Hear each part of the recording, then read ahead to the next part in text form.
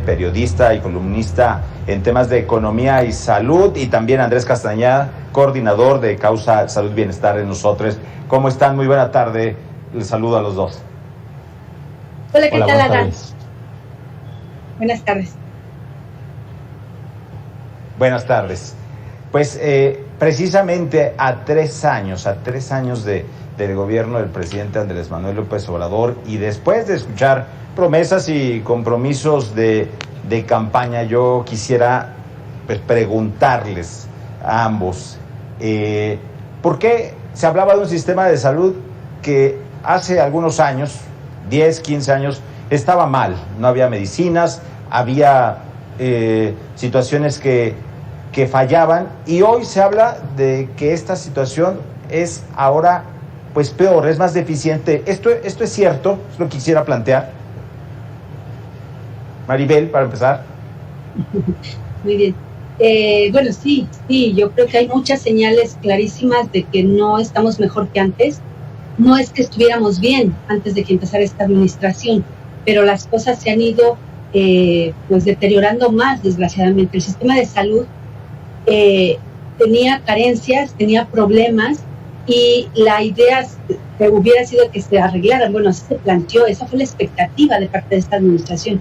Hubo muchas promesas, como el aumento de la inversión, como el mejorar lo de los medicamentos gratuitos para todos. Hay muchas promesas que no se van a cumplir, por supuesto, que tienen un tono demagógico, pero no solo eso, sino que en lugar de avanzar en favor de esas promesas, hemos ido retrocediendo, porque aparte, en un escenario de destrucción y de descomposición de infraestructura y de capacidad técnica y de institucional, nos cayó la pandemia, porque la pandemia nos cayó en el peor momento en el que pudo haber caído para un sistema de salud. Nunca hay un mejor momento. Ayer decía el doctor Julio Fren para que una pandemia llegue, pero a México le llegó en el peor momento en cuanto a destrucción institucional que llevábamos arrastrando en el último año y medio en esta administración.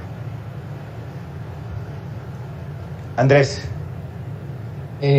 Pues mira, Dan, yo creo que habría que ver con qué vara medimos si estamos mejor o peor, ¿no?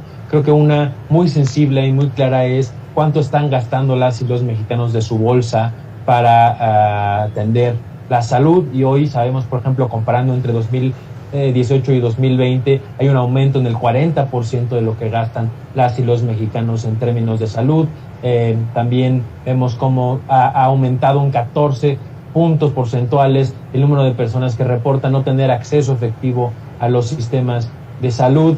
Vemos cómo hay una tremenda inequidad, ya daban cuenta en el clip de hace unos minutos, cómo hay carencia en profesionales de salud. Entonces vemos cómo efectivamente no estábamos como Dinamarca, por supuesto, antes de que llegara esta administración, pero hoy vemos cómo los indicadores que tenemos, los datos que tenemos, no son muy alentadores.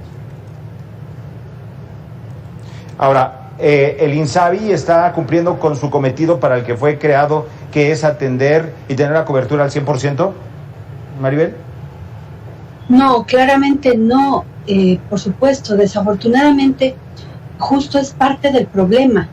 El Seguro Popular tenía muchos problemas, es cierto, o sea, la situación del Seguro Popular tenía que repararse o que arreglarse, que mejorarse en muchos sentidos. Y en efecto, había incluso problemas de corrupción, lo que pasa es que no estaban demostrados ni evidenciados, y es la hora en que no se han evidenciado tampoco. No hay todavía perseguidos, acusaciones claras, denuncias formales donde se vea esa parte de corrupción que esta administración combate. Y se destruyó a rajatabla el Seguro Popular, que era una institución que llevaba más de 10 años, ¿no? Bueno, pues se constituyó desde el 2000, empezó a operar en el 2003 y ayudó a que se multiplicara la inversión en salud, que justo es lo que necesitamos, porque como menciona Andrés, en principio para tener un sistema de salud nórdico, del estilo nórdico como es el que se supone que al que aspirábamos, esta administración señaló como referencia, que es de los países escandinavos como Dinamarca, Suecia, incluso Gran Bretaña, el Reino Unido, que tiene indicadores muy positivos en términos de cobertura de salud. Aquí, bueno, ni siquiera podemos acercarnos a esa aspiración, porque en principio tendremos que tener un nivel de inversión de país nórdico, y esos países proporcionalmente respecto del PIB invierten 8, 9 o hasta más del 10% de su Producto Interno Bruto. En el caso de México, estamos en niveles de 2.5% de Producto Interno Bruto de la inversión pública en salud, es decir, estamos en el piso respecto de los países, por ejemplo, de la OCDE. Si le aumentamos la inversión privada, bueno, quizás suba a más del 5%, pero esa inversión ha ido de bajada. Y con el INSABI, respondiendo a tu pregunta, no mejoró la cosa, se deterioró porque la inversión que se tenía acrecentando, la curva de inversión que se venía con el Seguro Popular creciendo, el INSABI la paralizó, la detuvo esa curva, y ahorita no tenemos indicadores claros ni la información que tenemos es de años anteriores, o lo que comentaba Andrés del INEGI, de Coneval, de cómo se está afectando la cobertura en salud, pero respecto del sistema de salud como tal, de cuánto se está invirtiendo, bueno, se informó de que en el presupuesto público se invirtió más este año, pero realmente fue porque se le quitó al Fondo de Gastos Catastróficos para invertirlo en otras cosas de salud, pero no se ha reportado, ese es otro problema, no hay transparencia. Lo que se le quitó al Fondo de Gastos Catastróficos, que era para enfermedades de alto costo como cáncer, enfermedades raras y muchos otros padecimientos que en efecto implican alto costo su atención, no se sabe qué está pasando y qué se hizo con esos más de 30,000 millones de pesos que se tomaron. Se tiene idea de que se están gastando para las vacunas anti-COVID, pero no hay claridad. El INSABI en particular, todo el ejercicio de su gasto es un tramo de oscuridad en torno a lo que es el gasto en salud. Andrés, precisamente ahorita que lo menciona Maribel, ¿hay un correcto manejo de la pandemia y de la campaña y de la vacunación contra COVID? ¿Tú lo ves así? Mira, esa es una pregunta que puede tener muchas aristas, depende con qué lo comparemos, digamos.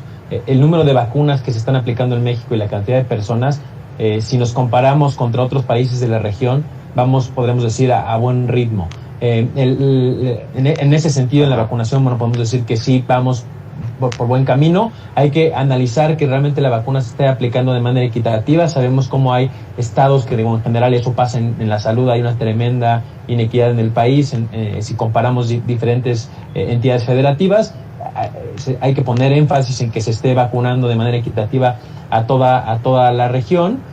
Pero regresando un poco a la pregunta, sí se ha descuidado ese tema de la atención a el resto de las enfermedades que no son COVID, ¿no? Eso es muy, muy importante. Estamos dejando a un lado a todas las personas que viven con cáncer, que viven con enfermedades de baja prevalencia, como ya lo platicaba Maribel, que viven con estas enfermedades crónicas, con diabetes, con hipertensión. Estamos dejando vacunas, estamos dejando de aplicar biológicos. Entonces, si bien podemos decir que en términos de la vacunación de la COVID, si nos comparamos con los países de la región, vamos por buen camino. Si volteamos a ver todo lo que estamos dejando de hacer, es tremendo, ¿no? El nivel de desabasto de medicamentos que hay en el país al día de hoy sigue siendo muy, muy importante. Casi se ha cuadriplicado el número de recetas no surtidas efectivamente en las instituciones del país, y esto es verdaderamente alarmante porque va a impactar e impacta no solamente a quienes están viviendo con COVID, sino quienes viven con todas estas enfermedades.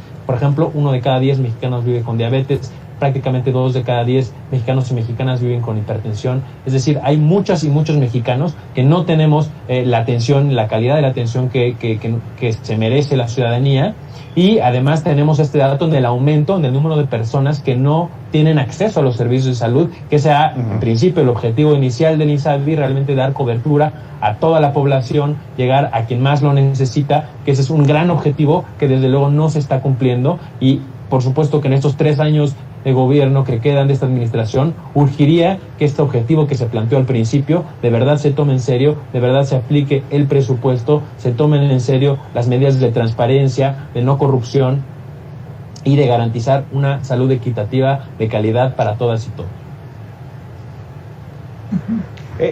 Sí, yo quisiera concluir con ustedes, que me dijeran uno al menos, de que se esté haciendo bien en materia de salud en este gobierno. Maribel. Sí, yo creo que la vacunación anti-COVID, sí es cierto que somos uno de los primeros 5 países que tienen más proporción de vacunas aplicadas, no en el esquema completo, pero sí es cerca del 60% de población ya vacunada con al menos una dosis. Eso sí es cierto, se ha hecho un gran esfuerzo, sobre todo en compra de vacunas. Y básicamente el aplauso iría más bien para la Secretaría de Relaciones Exteriores, la Cancillería, es la que se ha movido desde el principio, desde el año pasado, con mucha eficiencia y ha venido reportando, y ahí los martes en la mañanera, en el que se llama el Pulso de la Salud, cada martes está ahí el canciller reportando cuántas vacunas siguen llegando al país. Sí, hay que reconocer que en esa parte sí México se ha puesto las pilas, aunque traemos, es que no se puede seguir marcando lo negativo, hay que ver lo positivo, pero es que ante el escenario es difícil, coincide Andrés, que de todas maneras, es cierto, vamos bien y hay que hacerlo con más velocidad, pero hay muchas vacunas acumuladas que tendrían que estarse aplicando y que no se sabe dónde están, además son millones de vacunas, y que podría hacerse con muchísima más celeridad y rapidez esta vacunación, porque traemos la carrera contra el tiempo y contra las mutaciones y las variantes y todo, y si tenemos vacunas y México tiene disposición porque ha comprado tantas, no tendríamos por qué tardarnos y avanzar y combatir más rápido la pandemia. Así es. Andrés, ¿qué encuentras tú? Algo que se pueda destacar del sistema de salud mexicano en este momento. Mira, algo creo que muy positivo y de lo que ciertamente se habla poco es el estatus en cuanto a salario y en cuanto a número de empleados del sistema de salud. Salvo decir que hay diferencias en cada estado, pero en general sí se ha aumentado el número de contrataciones y los salarios de las y los profesionales de salud sí han aumentado en buena medida. Eso podemos decir que es una buena señal. Hay igual pocos datos al respecto, ¿no? Tenemos un tema un poco empírico y hay muchas contrataciones emergentes que no sabemos si después de la COVID van a continuar. En muchos casos se han roto estos contratos cuando terminan las olas de COVID en algunos estados, pero en general creo que esa es una buena señal. Traíamos ahí un déficit importante. Esperamos que se terminen de regularizar muchos de los contratos que se tenían de varias compañeras y compañeros, pero bueno, creo que es algo que se está haciendo un esfuerzo. Se tendría que hacer en todos los estados al parejo, pero bueno, es algo positivo que podremos decir de esta administración. Pues bueno, Maribel, analista y columnista en temas de salud, te agradezco mucho. Andrés, también de Causa en Salud por Nosotros, también te agradezco. Muchas gracias por participar en esta tarde con Mega Noticias TVC. Buenas tardes, Alan. Gracias. Un gusto.